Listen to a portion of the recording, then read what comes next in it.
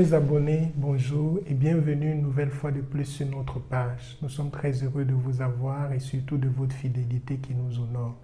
Nous venons encore une fois de plus auprès de vous pour vous présenter une autre parution de la revue Raison Ardente. Cette revue a voulu, pour son numéro 113, se pencher sur un illustre philosophe qui nous a quittés il y a exactement une année. Il s'agit de Kamana. Là, j'utilise bien sûr son nom de philosophe et vous aurez dans les prochaines publications son véritable nom. La revue s'est donc penchée sur cet auteur illustre, ce philosophe théologien qui a réfléchi profondément sur la situation de l'Afrique. Et nous, là je parle de moi, Fokawadem Boris, dont vous connaissez, étudiant à la faculté de philosophie Saint-Pierre-Canisius, j'ai voulu contribuer à ce travail intéressant sur l'auteur, ce travail de remuer sa pensée afin de trouver ce qu'il y a d'essentiel et ce qui pourrait nous aider à sortir de notre situation actuelle. Mon travail ou mon thème porte essentiellement sur la nouvelle citoyenneté. C'est un concept cher à Kamana. Pourquoi? Premièrement parce qu'il estime que c'est par elle que passera la reconstruction de l'Afrique. Vous savez qu'on le qualifie aussi de philosophe de la reconstruction parce que son projet pour le continent migre ou tend vers une profonde reconstruction. Et la nouvelle citoyenneté occupe une place primordiale et centrale dans ce projet.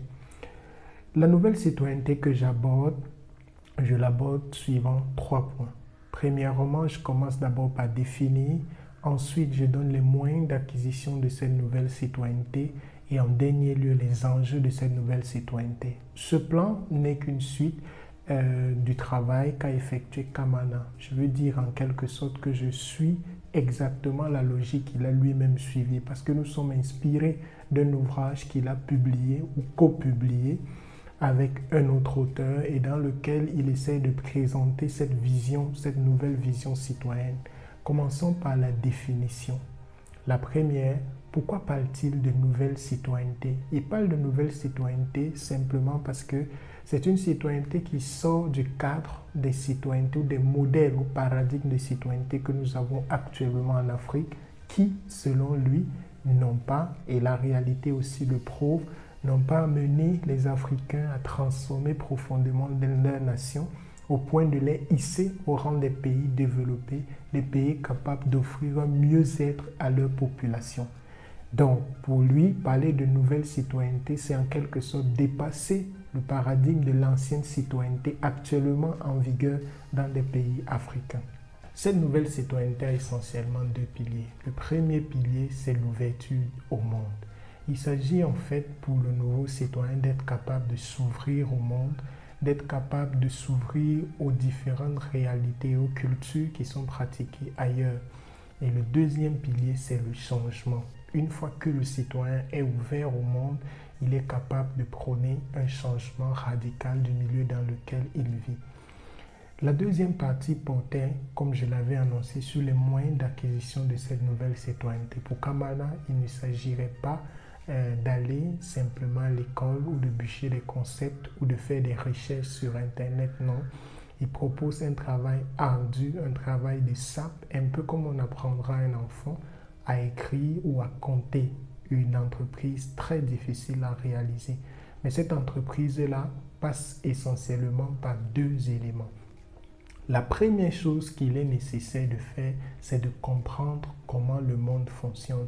Il faudrait apprendre à celui qui veut devenir un nouveau citoyen à comprendre le monde, à comprendre ses réalités, à comprendre quels sont les différents enjeux de notre monde actuel, quels sont les intérêts en vigueur, comprendre profondément, non pas avoir des informations superficielles, mais avoir une compréhension plus approfondie du monde. Donc, il faut mettre sur pied des moyens pour offrir cette compréhension. La deuxième, c'est imaginer une Afrique nouvelle. Et l'imagination d'une Afrique nouvelle, il s'agit ici de sortir de la vision actuelle pour aller vers un plus, vers quelque chose qui est plus que ce que nous avons maintenant. Peut-être pourrons-nous nous inspirer de ce qui est fait ailleurs, mais il s'agit essentiellement de sortir dans notre imagination, dans notre imaginaire, un concept qui est cher aux philosophes. Vous aurez l'occasion de le découvrir dans les articles qui seront présentés par la suite. changer l'imaginaire pour imaginer quelque chose de nouveau, de neuf, capable d'aider les Africains à sortir de leur situation actuelle. En dernier lieu, il essaie de présenter les enjeux de cette nouvelle citoyenneté. Autrement dit, pourquoi cette nouvelle citoyenneté devrait impérativement se mettre sur pied en Afrique. On rappelle qu'aujourd'hui, avec le nouveau programme d'éducation citoyenne actuellement en vigueur en RDC et dans certains pays africains, on pourrait s'inspirer des différents éléments proposés par Kamana. Comme enjeu, il a deux. Le premier enjeu, comme je l'avais annoncé, de cette nouvelle citoyenneté est la libération de l'Afrique du monde néocolonial ou néolibéral dans lequel nous nous trouvons aujourd'hui. J'ai parlé des néocoloniales, il ne faudrait pas avoir d'autres idées. Il s'agit simplement d'un concept qu'il forge et qui est en quelque sorte un peu proche de l'impérialisme que nous impose le libéralisme ou l'ordre néolibéral actuel. Donc il faut aider l'Afrique à être capable d'affronter cette réalité néolibérale.